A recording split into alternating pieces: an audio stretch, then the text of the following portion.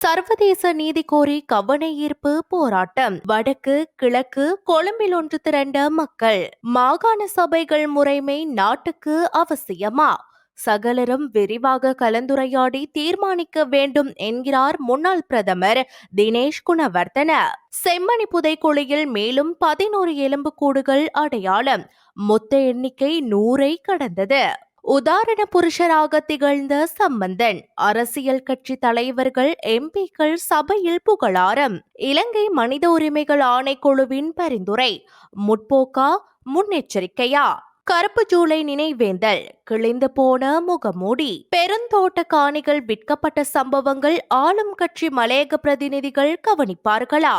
இவை உட்பட மேலும் பல முக்கிய செய்திகள் கட்டுரைகளை வாசிப்பதற்கு இன்றைய நாளுக்கான வீரகேசரி நாளிதழின் மின்னிதழை பார்ப்பதுடன் மேலதிகமாக இணைக்கப்பட்ட பக்கங்களில் வெளிவந்துள்ள முக்கிய பல செய்திகளை mypaper.lkஐ சப்ஸ்கிரைப் செய்வதன் மூலம் படிக்க முடியும். வீரகேசரி, எங்கேயும் எப்போதும்.